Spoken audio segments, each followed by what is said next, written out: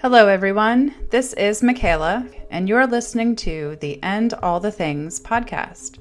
As a life coach and facilitator, I work with individuals and groups to empower their best selves to shine to the betterment of all involved. My goal is always to bring you closer to trusting the voice inside of you that is authentically yours. My job here is no different. In my journey through life, I continue to meet people who use their authenticity, their gifts, to grow, change, and serve through professional and personal endeavors. These people and their stories become my gift to you, for I cannot keep a good thing to myself, and I believe that they may inspire a part of your story to evolve. All right, friends, it is my pleasure to offer to you Mr. Jeff Kennedy and all the things. So tell me, sir, who is Jeff Kennedy? Oh man, Jeff Kennedy is sitting in Vail, Colorado right now. Just got into a wonderful summer here in the Colorado Rockies, Mhm. and And the it looks barbecue glorious. businesses, It the looks barbecue beautiful. business is in full swing, and life is good out here. It is I love awesome. that. I love that. Yeah, so I'm from Alabama and moved out to Vail, Colorado when I graduated from the University of Alabama, and I've been here ever since. Just kind of fell in love with the character and culture of the mountains of Colorado. So Mhm. decided to plant my roots here and get our barbecue joint started, and it's just been a blessing ever since. I love that. And so lots of things to pull from in there. But so tell us about this barbecue restaurant or multiple that you've got going.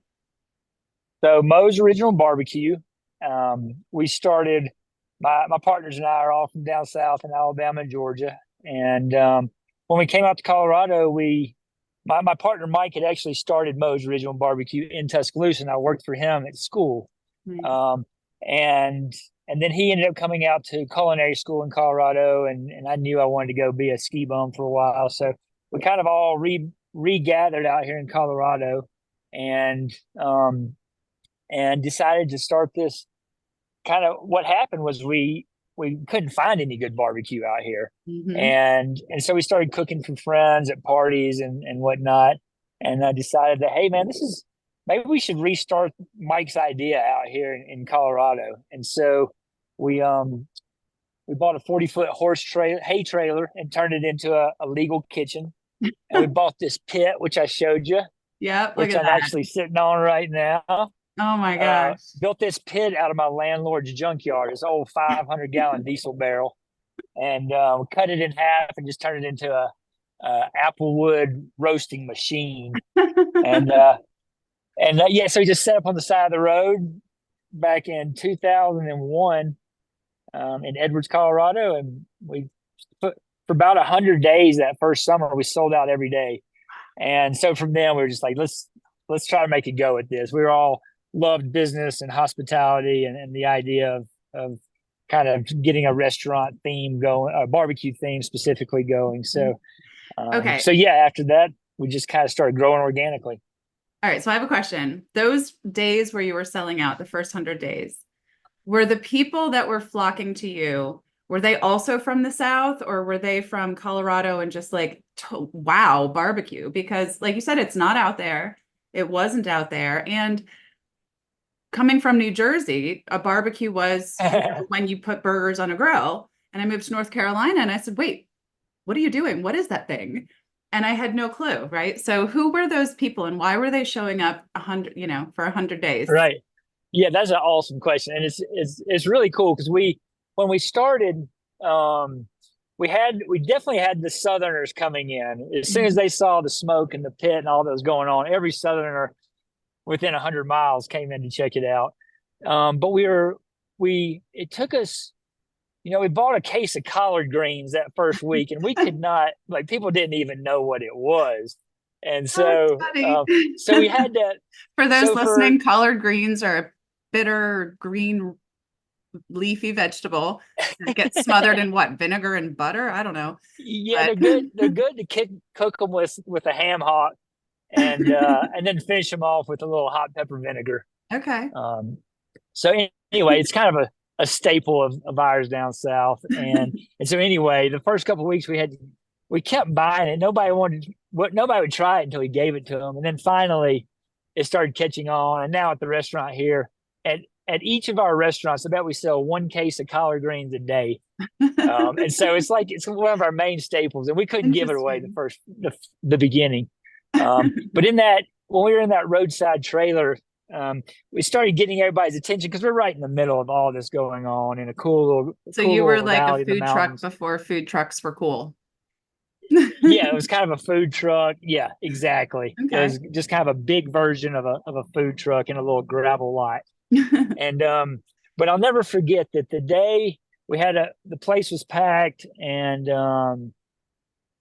there was several nice cars pulled right up out front, and one of them was backed up, and it was a super nice car, like some really cool Mercedes or something, and he backed up right into the front of our little hay bales and our little roadside shack, and he had a big Moe's Original Barbecue sticker on the back of his car. We were like, yeah, wow, we did it.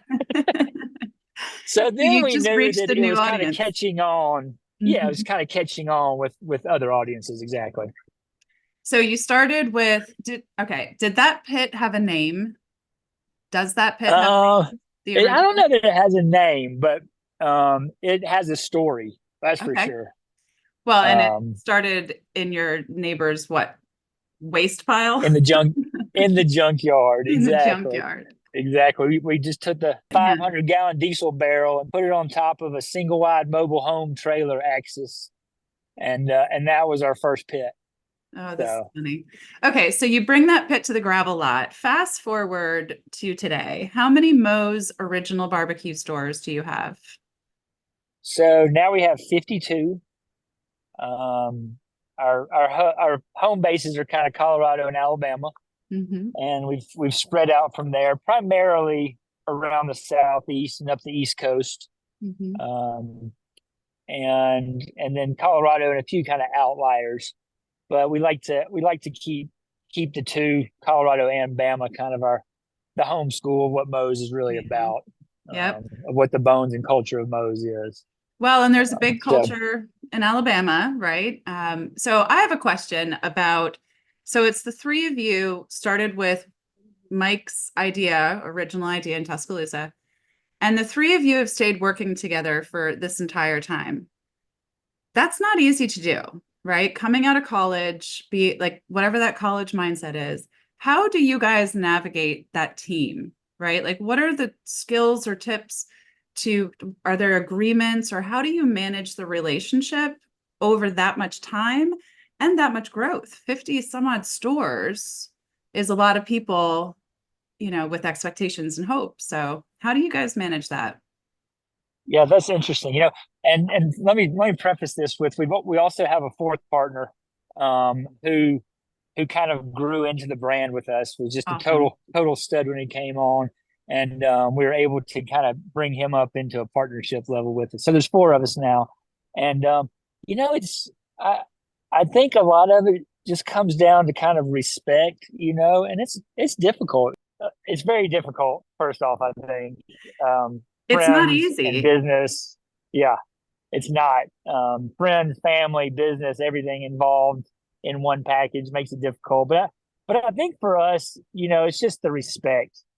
You gotta have the respect for each other and be able to talk openly about issues, anything that arises, good and bad. Just like a family entity, you got to be able to keep things on the table and discuss it. So how do you do that? Like, if you're going to have a difficult or like a come to Jesus conversation, as they say in the South, like, you mentioned that you'll have a pit talk, right? Like, is there a trigger of, hey, we're about to have a big conversation? Or is it just there's so much respect that you can say, hey, this isn't going so great? No, I think probably both. We try to keep weekly communication so that we're all on the same page with most things.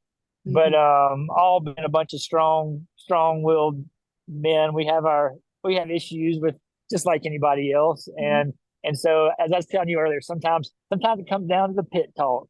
And Hmm. if you ask one of us to go for a pit talk, it could be really good or it could be not so good.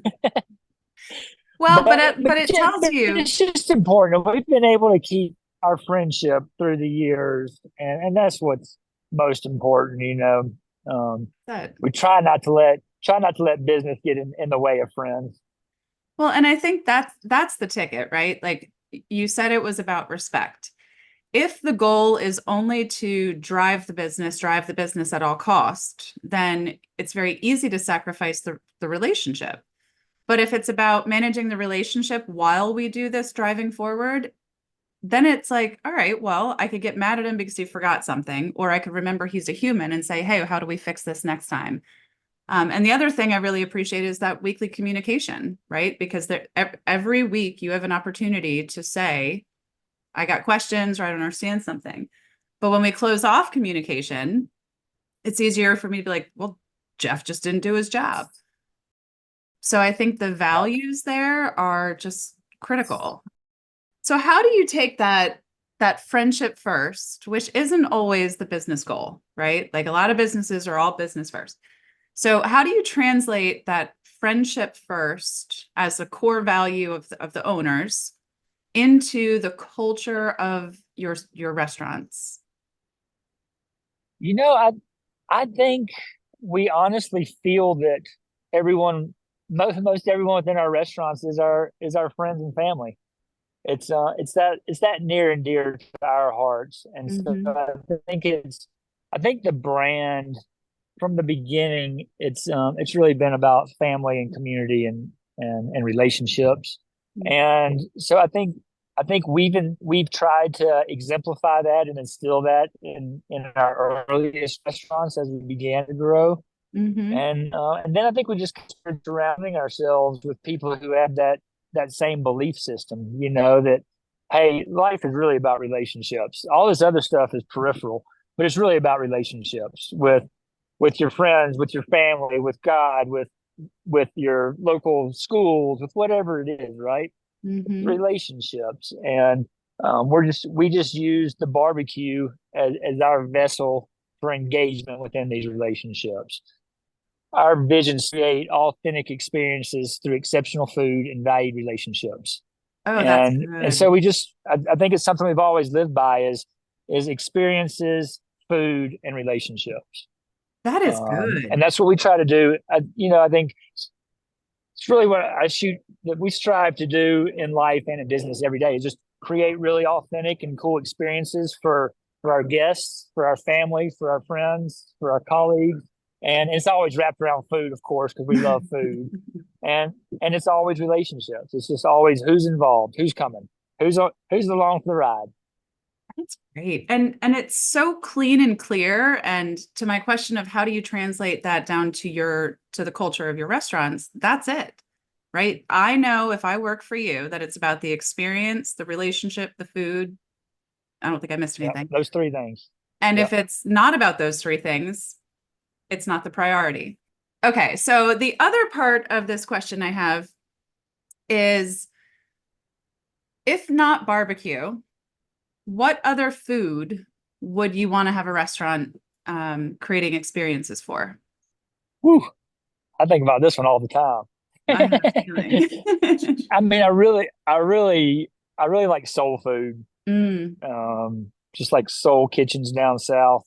Really authentic, genuine cooking that brings comfort to the table. Cooking from really simple raw ingredients. So Moe's is kind of a mix of our two favorite genres of food, which is barbecue and soul food. And so every day at our restaurants, along with your core barbecue, like pork, chicken, turkey, ribs, catfish, we also offer, 6, 8, 10, 12 different side dishes to go along with it. Everything like we talked about the collard greens, fried okra, sweet potatoes, Mhm. skillet corn, and it always comes with a piece of cornbread and a sweet tea.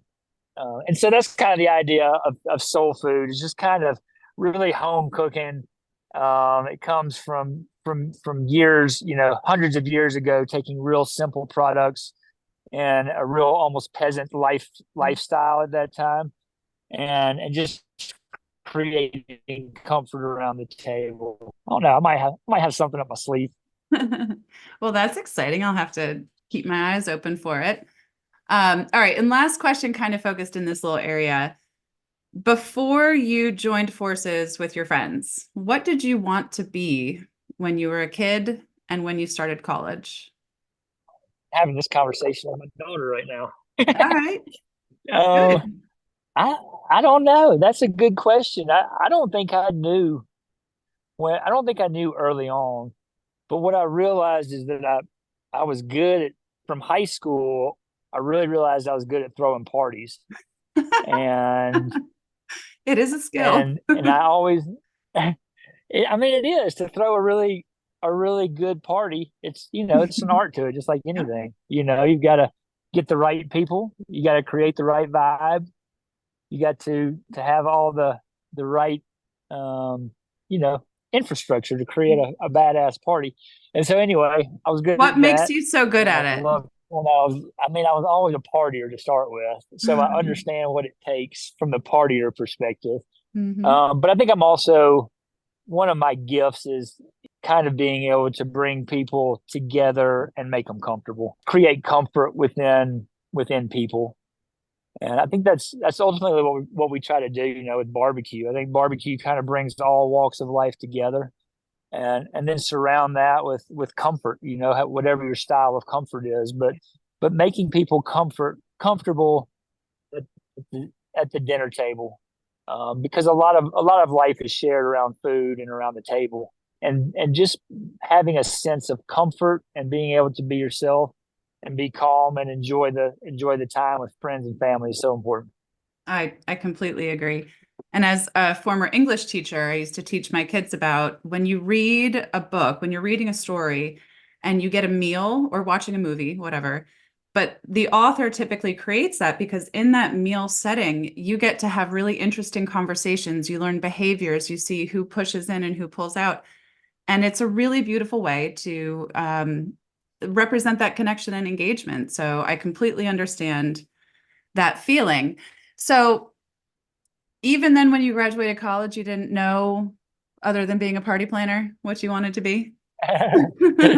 um, Not really. I think I knew by that point that I wanted to be in hospitality. I'd kind of worked in restaurants and bars all the way from high Mhm. school on, and realized that was probably going to be my career path. Mhm. When I came out to Colorado, I was really came out here to ski and literally live the ski bum life for some Mhm. years, and that's what I did, and through that continued to work in hospitality, and then we joined up with old friends and decided to bring the Mose Ridge back to life in Mhm. the mountains. So and from there it's just been kind of a full speed ahead freight train, Mhm. and super Up fun and to away. spread our ways around just wherever we can. Mhm. So. Okay, so that's a great segue because part of what I love when I listen to you talk about the work that you do is about the work you do today, and in particular with the hospitality industry. So to see that the ability to gather and coordinate people in that way, in the hospitality service industry way, has always been really important to you. And you've told me before that, COVID happens, and we all saw what happened to restaurants, right? So tell us about what you saw and what you're doing to kind of counteract what's happening to our beloved hospitality industry. And I will say I've been in hospitality since I was 16, so almost 30 years.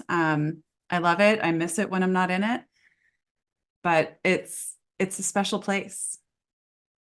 It is a special place. Mhm. I think it's a special place that I really think that everyone should try their hand at hospitality, so that they understand, because Reach. we're all surrounded by hospitality all day every day, and so to understand, have a little bit of empathy and understanding of what it takes behind the scenes, I Mhm. think could do the world a lot of good.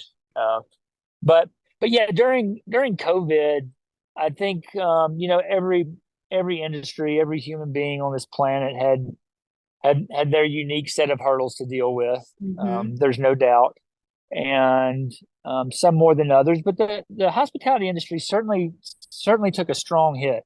Mm-hmm. It got. I think we lost a lot of really good people right from the beginning because it's a hard path, Yep. and as government money started coming out and Yep. funding other career paths or lack of career paths, Right. a lot of people left our industry. And the industry, hospitality, takes face-to-face communication. It's not something we can do with with technology. Right. And I mean, I think we can help the scenario through technology and AI and all these new things. But at the core, hospitality takes people, and it takes a smiling face, and it takes charisma and communication and engagement with people.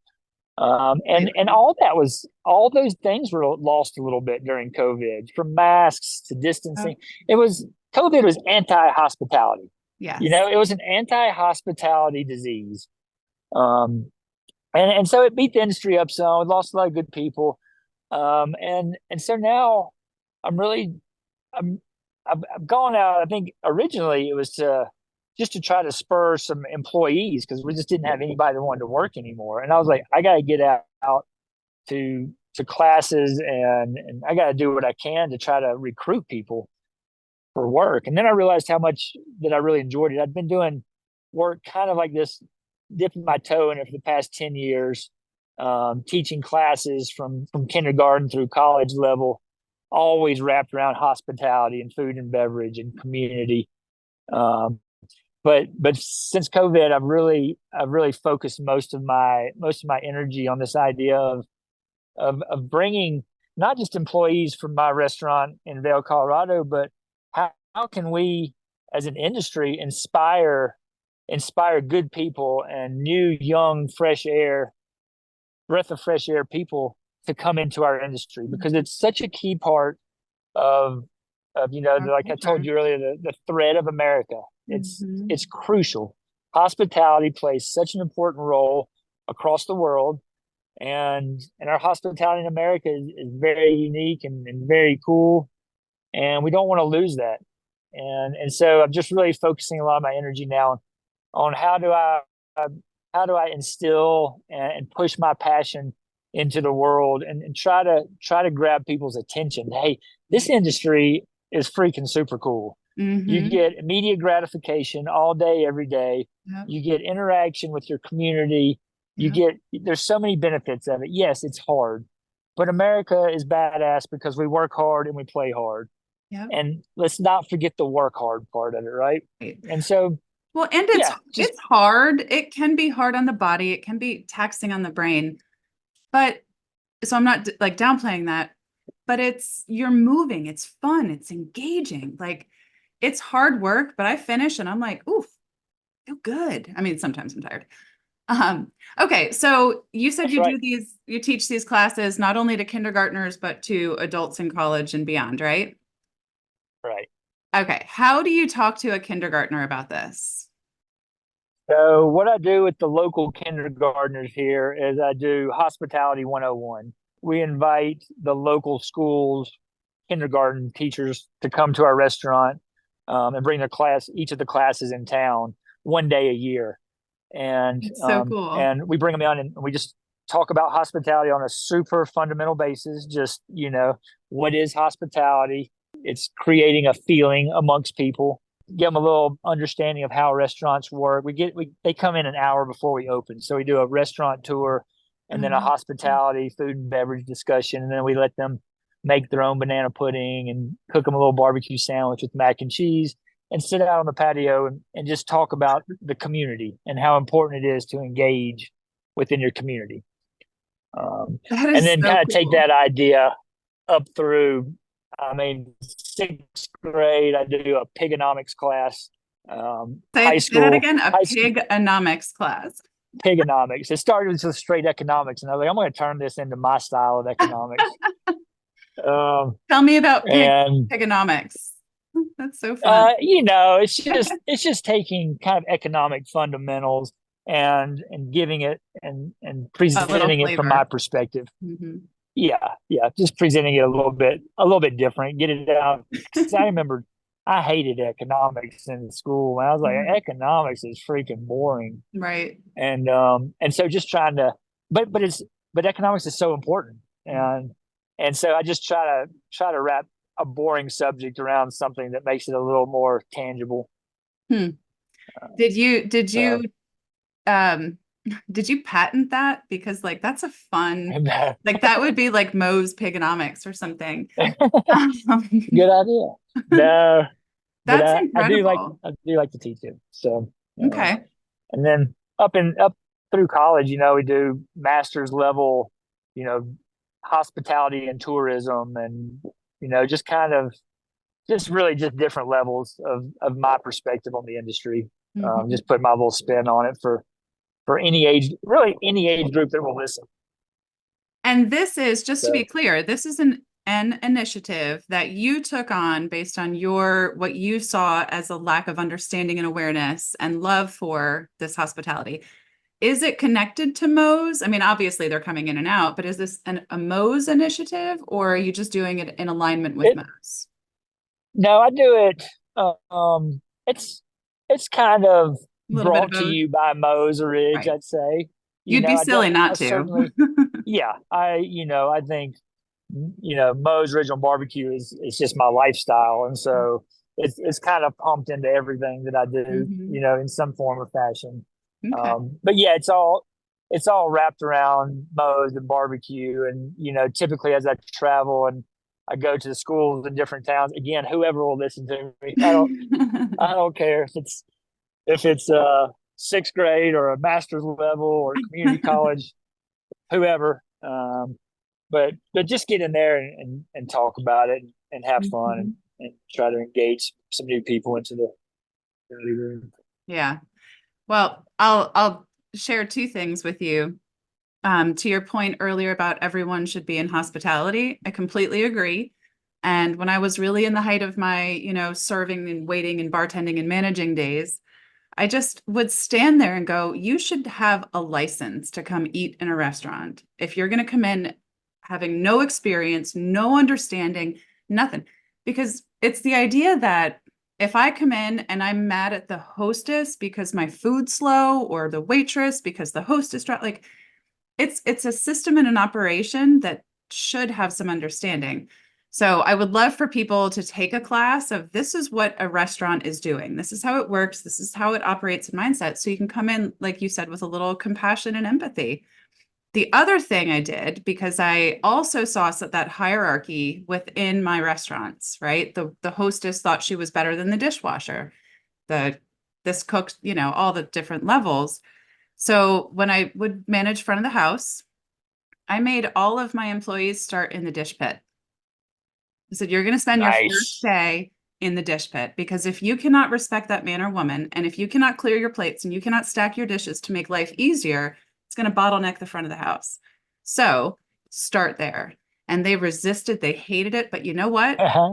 You know what? They understood the roles, right? So we get to see how my action impacts other people, how my inaction impacts other people, and the greater good. Because the one thing about service industry is it's not a solo sport. You are in it with a No. team. You are counting on 4, 5, or 6 other people at any given moment to show up, follow through. And you've got to have that culture. And what I love about Moe's is you walk in and you're like, ah, let's just chill for a little while. And everyone, because so for our listeners, I was introduced to Jeff through a good old friend of mine, Robert Ray.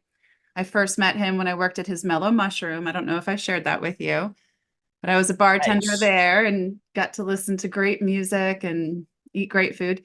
But so he's opened one of your stores in Wilmington, North Carolina. And again, I'm not a big meat eater or barbecue person, but I found myself very happy. I had catfish, I think. I don't even know, but I just ate really good food from really good people in a really good space. And I could see that there was a beautiful operation. Now, of course, I can see that mission of yours, the experience, the food, and Relationships. Thank you. relationship. I can see that in play. So we'll circle in real quick. Robert and I had a conversation last summer, and we were on the beach, probably 4th of July-ish, so right around the time we're recording. And halfway through the conversation, we were talking about all the things like books and podcasts and stories and spirits. And he was like, "You've got to meet Jeff. You've got to meet Jeff Kennedy." And I said, "Great, make the introduction." So why do you think Robert was so keen on introducing us?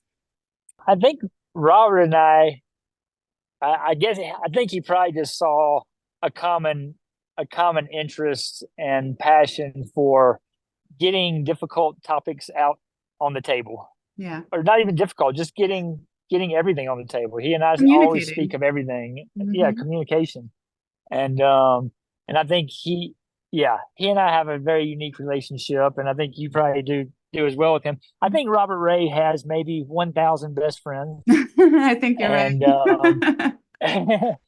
and and it's because he's able to have such a really authentic communication with all of them. You know, he's a Yeah. he is a good dude, and very special, and so yeah, I think he probably just saw some like minded, Hmm. you know, Totally agree. characteristics in each of us, Yeah. and I think it's we've only spoken a few times, but we hit it off every time. So I think he's Hmm. absolutely right.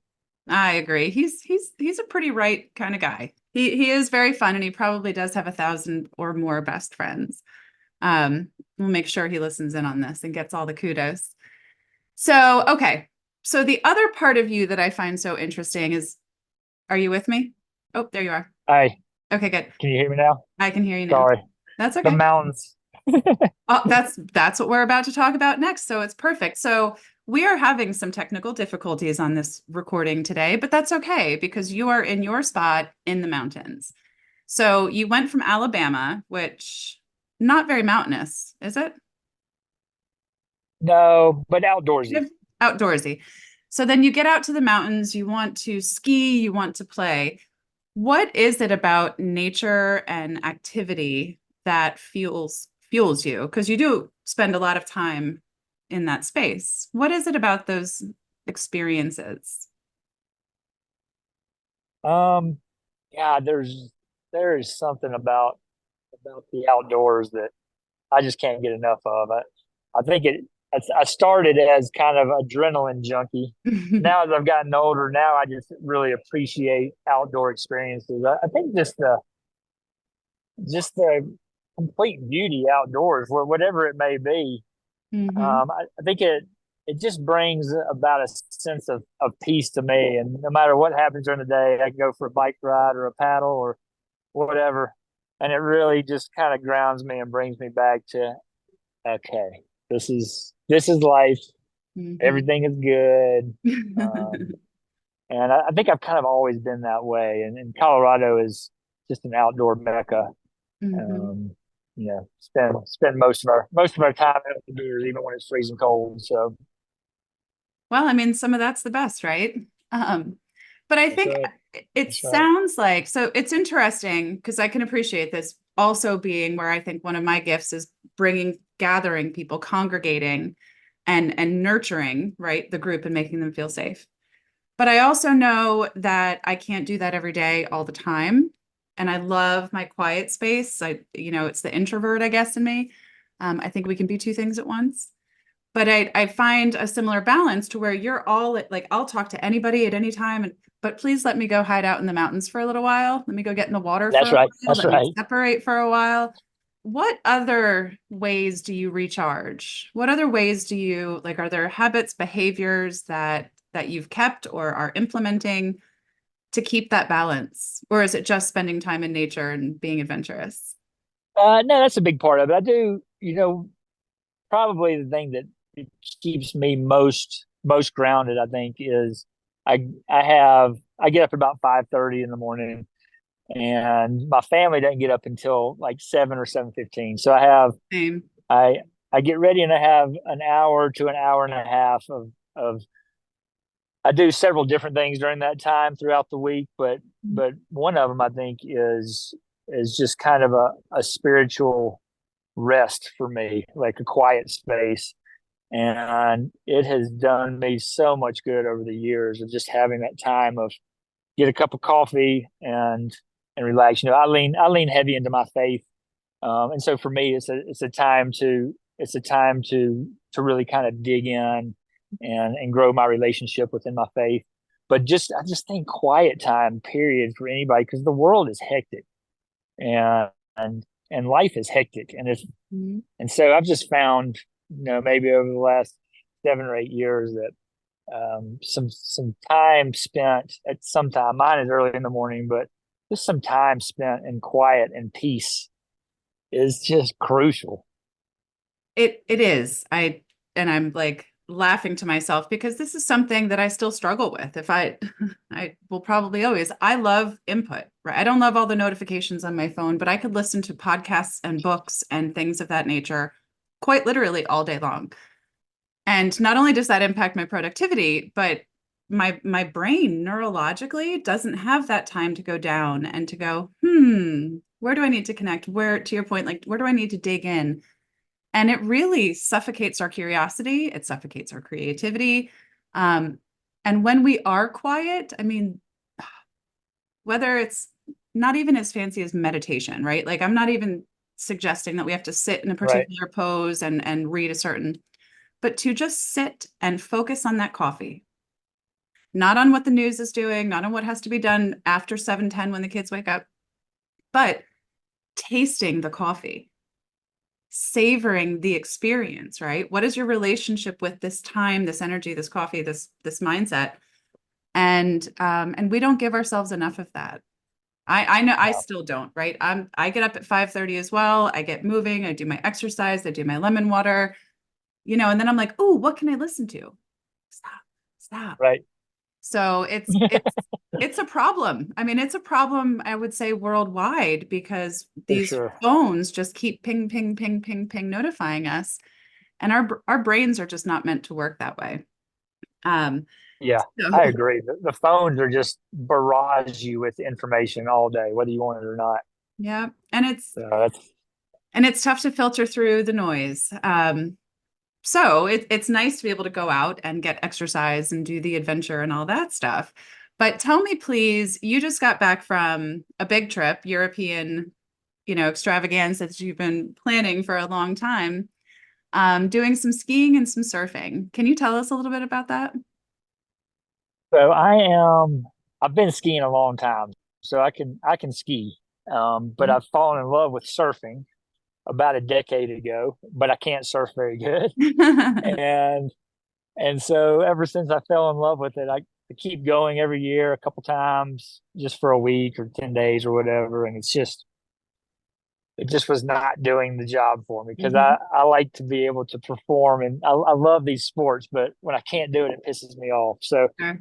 so about 6 years ago, my wife and I have been wanting to travel anyway, and I was like, I want to go learn how to surf. So I need to live it. I need to live the surf culture for a little bit. And so anyway, our trip kind of evolved over time, but we did just get back for 6 months, and we did the first half of it was a ski season in the Dolomites of northern Italy, Wow. and the second half was a surf season between Sri Lanka, Australia, and Indonesia. Wow. And I finally Wow. I finally learned it. I think I'm an intermediate surfer now. So now I'm like, Did you get barreled? Were you able to um, get barreled? no, no. I mean, I wish that could happen, but I think, unfortunately, I think I'm past my prime for getting barreled, probably. I don't As believe much as I would love to that. be in the barrel, um, Um, but I did get to be an intermediate surfer, so now I'm very happy about that. It's a so hard sport, goodness. what's your takeaway? Like what did you learn? Okay, yes, you learned how to surf, but what did you learn in that experience of trying to get to a place where you felt good about it? Um, Resilience Mm. and just taking. I mean, my kids were like, I mean, they've been giving me a hard time for years. They're like, Dad, you just keep going out there and getting beat up every day. You get beat up and you don't catch many waves, and it's just like become a joke with my family. And so I think them giving me a hard time. I was like, I got to learn this sport. I am not giving up until I understand at least to an intermediate level. Um, but the the road trip was really interesting. I think I kind of just like with any travel is always just a wonderful experience in its own little ways. A lot of ways that you don't even expect or see for a while. I think, just ways that the world impacts you from what you see. Um, Yep. and I really did.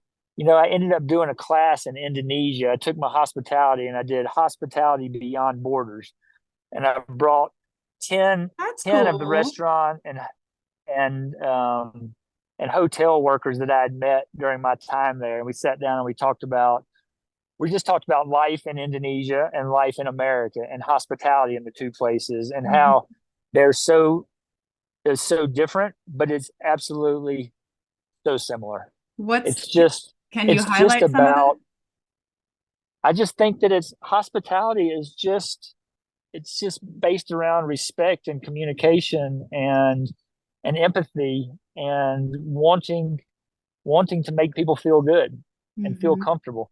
And that's what it's about, whether it's Colorado, Alabama, Indonesia, Slovenia, Hmm. Italy, wherever it is, hospitality comes down to human interaction and respect and empathy and all the things. And all the Um, things. and so we were living, we just talked about what different lives we were living. These guys were, they make $175 a month Mm, for working in the hospitality industry. And so such different lives, yeah. but at the same time, really doing the exact same things in life. And Isn't it that? was really cool. It was so much fun to sit down and talk Yep. and discuss the differences and the similarities. Okay. Well, that sets me up really nicely for a question I did give you a heads up on because I don't want to throw you off.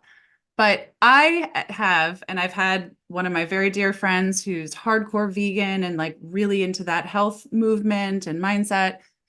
And I could see her being a little judgy towards people who own barbecue restaurants, right? Because it's similar but different. Like we both love our food, we both love what we're doing, but the meat and the vegetarian people don't always get along, right? So, have you experienced judgment from vegetarians? Have you given out judgment towards vegetarians? Because I think that in our growing culture of our world today, vegetarians and the like are becoming a little more popular. I mean, I call myself a flexitarian. I think most of the time I choose my vegetables, but I'll also eat a burger if I want it. So I don't share judgment. I'm the thing in the middle. And I really just wanted to call it out and say, how does Moe's handle angry vegetarians? Yeah, I think I believe in everybody. Everybody do whatever you need to do. Mhm. I don't think you need to push your point of view on anybody Yeah, any more than you need to. But absolutely. I respect them. They can. I'll find something good for them to eat in here, and they'll have fun. That's the That's main it. thing. Just come have an experience. Yep. And I think I guess that's the answer I expected, right? You're here. What experience do you want? Do you want to come in angry and leave angry, or do you want to come in curious and see what we can do? Um, Yeah, and I think that's yeah, I like that. That's good. totally on brand with Moe's. Okay, so when you're doing all this traveling, do you have like a music favorite, like a playlist that you just jam out to? Or when you need inspiration, what do you turn on musically? Musically, I am a big fan of reggae, specifically Bob Marley Hmm. and the Wailers, and I really love ACDC. Two sort of different things. What's the Very different connection? What do depending you on my love? mood. Um, Is there a common thread there, or is it totally just based on the mood? I think probably based on the mood. Hmm. I think one from growing up in the restaurant world in the kitchen cooking. Mm-hmm. For me, it's the Bob Marley is the prep time and Yep. organization and get ready for the party, and then Mm-hmm. ACDC is the party. Let's get it done. That's really fun. Let's do it. That's right. So let's say you've got a couple of young people in college, maybe one or two, who want to start a restaurant. What advice do you give them? Um, Go to school and find a better career path. Oh, um, no, I think I just try to give them a really good understanding of what it looks like. On the I believe a lot of people that haven't spent time in the industry, I think kind of see a glamorized version of it a lot of times. You see the owner, having a beer with the customers and shooting the shot, and um, but it takes a lot of hard work. And so as we go open every restaurant, I think that we spend a significant amount of time not really trying to talk them out of it, but really trying to talk them into understanding what it's really about at an Yep. ownership level. Yep. We want people involved. Obviously, that's what I told you. I've kind of pushed my career towards. So we want them involved, but I think it's so important that they really understand what it's about Mhm. and go into it Eyes not wide thinking it's open. easy. Because if you go in thinking it's an easy career path, you're setting yourself up for failure. Yep. What do And you and look we've had for? some of that. Yeah. And what do you look for, having had some that, maybe didn't go as great? What do you look for in potential um, owners of your restaurants? Like when you're Um, going to open a new location, what are the qualities of that person? I think one is probably charisma. How are they able to engage with multiple people on many different levels? I think is really important in this world, or especially in the restaurant, but in the world in general. Um, and and respect. A lot of my answers come back to respect. It's It's it's like just great respect though. me, I respect you, and we'll make this happen. And yeah, and a work ethic. A How work can ethic you see that is in people? How can you see respect when you're prospecting and getting to know? What are they doing to demonstrate that? Or is it unique to the individual? well, I think some of it's probably unique for sure, but I think those that use their two ears to listen instead of their one mouth to talk a lot. Mhm. Let's understand each other. Let's not talk over each other. Let's kind of understand where we're coming from. Get some background is a Mhm. key to respect, I believe. Mhm. Um, and and I think just like true curiosity and Mhm.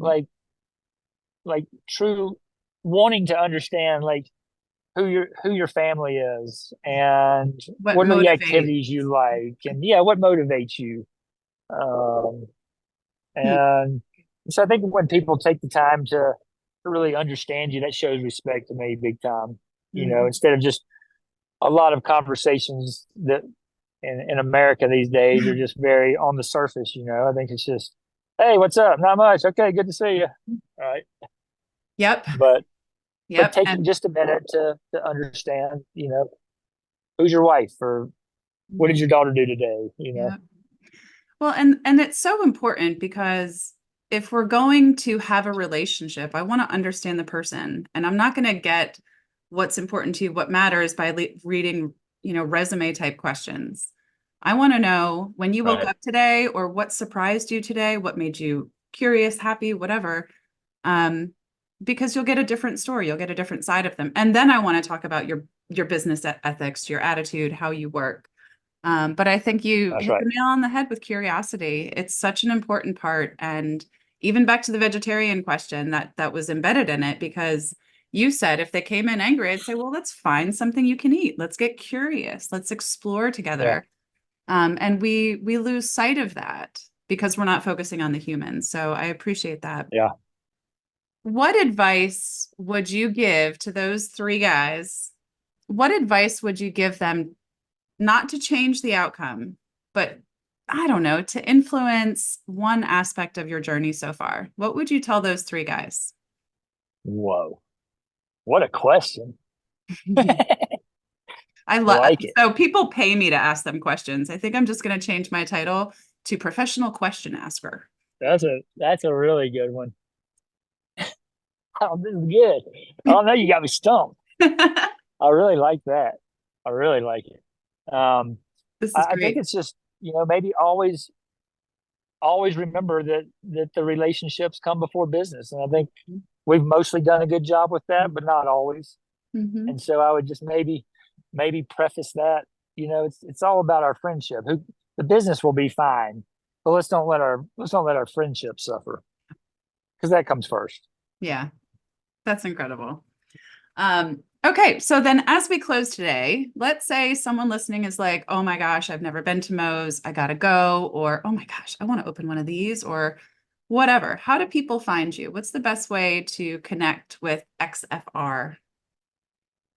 Moe's original bbq.com, Mhm. and is our website. We have some of the social media. I don't really do the social media, so I don't even know how to get onto it. But they could go there and hit contact and make their way to you, right? Exactly. Okay. Exactly. And you can see all of our locations. Yeah, my email is jeff@moesoriginalbbq.com. You want to talk about anything, I shoot me love an that. email and we'll talk business, barbecue, hospitality, whatever it is. I love that. And as we're closing, just because I meant to pull this thread just a few moments ago, you said that faith plays a huge role in your life, right? Yes. What, if you were to suggest to our listeners something, a place to start exploring faith, whether it's a book, a podcast, a person, or just a Proverbs, something or other, where, if people want to explore faith, where would you send them? One of my vessels for digging into my faith is the U Version Bible app. It just gives a little short message each day, and then it has different plans you can do that are 3 to 20 days, and there's different ones from different levels of wherever you are in life and in your walk of faith. But I like that because it's it's private. You can do it in quiet, and you can do it without anybody, without any Mhm. attention being drawn. Right. Because I think that's, faith is a scary topic in America. It's It not can be. something that's spoken of, in public a lot. Not in the right way, I Um, think, you know? not Yeah, I think so. I think, oh no, there's just kind of this, yeah, exactly, not in the right way. Mhm. and and it's important, wherever you lean into your faith. It's such an important part of getting through this life, and Mhm. remaining, you know calm Mm. and driven. Yeah. And so, yeah, so for me, it's quiet time. I love the Bible app because it's private, and it's short, and it's just kind of little bite-sized pieces. Yeah. um Yeah. And it's not and yeah, overwhelming because if you were to walk into a church, for example, to it's first overwhelming. experience faith, it's like it can be, it not always, but it can be overwhelming in that way. So I think that's a great way to just start teasing into it. I don't even know where I stand. I'm like a flexitarian. I don't know what I'm eating. I don't know what I'm religioning, right? I'm a faithful Yeah, spiritual person. And I don't want to tell people how to do that, but I want to give them opportunities to see what I see. I have a lot of feelings about religion, but I am all about the spirituality and the faith. So giving people right. an opportunity to tap into that in a safe way where they don't have to feel judged by not knowing how to behave in church or when to stand up and when to sit down. I think that's a great tip. So thank you for sharing. And we'll have to link that Yeah, into I the think show notes for you. that's a really good point you bring up. Is I think you know everyone just views it differently, and I think most people have some sense of spirituality, of whatever it is, for the Mhm. outdoors, or Mhm. for Food. Christianity, or for food, whatever it may be. Mhm. But being able to, I just think that those, the spiritual inclination, it's like just dig into it. Just Yep. continue to push to what is my spirituality about? Mhm. What am I? What That's the are my curiosity. feelings? Yep. Yeah, the That's the curiosity. curiosity. But we got to Exactly. give ourselves time to explore that curiosity. Yeah. And then we have to put in the resilience you were talking about earlier. Just keep exploring. Um, Keep going. oh, Jeff, this was awesome as we anticipated. I'm so grateful that we were finally able to connect, that we're both at least on the same continent, right? We had a hard time getting Right. a 12-hour time difference. Um, but I really appreciate how you bring your heart to what seems like everything you do, whether you're adventure seeking or trying to educate sixth graders on pigonomics. Um, and I very much, as a hospitality girl, and I truly love hospitality. I appreciate this because not only as the person eating in the restaurant, I want a good server, a good system experience, but I also want to be an educated person. I want people to know how restaurants and why restaurants are so important. So I thank you for that. And I just also Awesome. appreciate your zest for life. Look at you, like just come on, life. Uh, So always got to start and stop with gratitude. Thank you so much for taking the time to share your story and your experiences and your laughter with us today. And to everyone listening and to you, wherever you're off to, I hope you make it a great day. And that's a wrap on another episode of And All the Things. If you enjoyed today's show, please like and follow on Apple Podcasts, Spotify, and YouTube. If you really liked it, please go ahead and rate it. Then think about who in your life might also need to hear it and any of the other episodes we have shared. Then share it with them. When you find something meaningful, something valuable, you've got to share it and pay it forward to those you care for. Thanks for joining us, and follow along on Instagram at MyJoyCoach to see more of me, your host, Michaela Burdyshaw. And as always, make it a great day.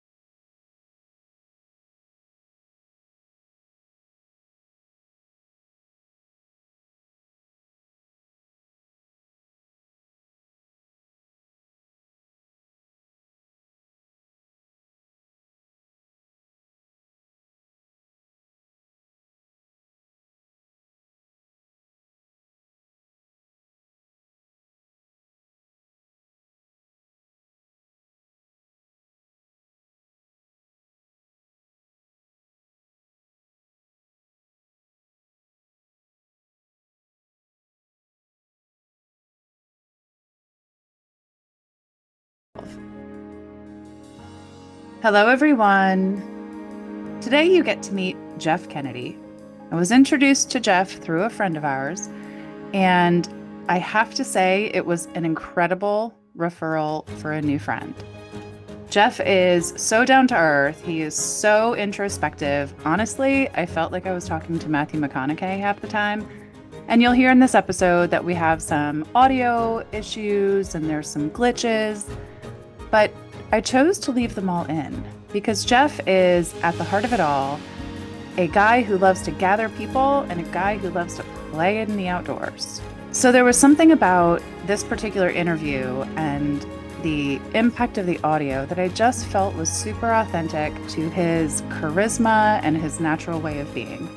So join us as we talk about not only how he and his friends from college started Moe's Original Barbecue, which now has 52 locations, to how he's traveled the world, how he's navigated complex relationships, and how he's created an exceptional experience for all of the diners that come to Moe's. Beyond all of this, he puts it all on spirituality, on fun, and respect. You are not going to be disappointed listening to Jeff. So please enjoy this conversation with Jeff Kennedy and all the things.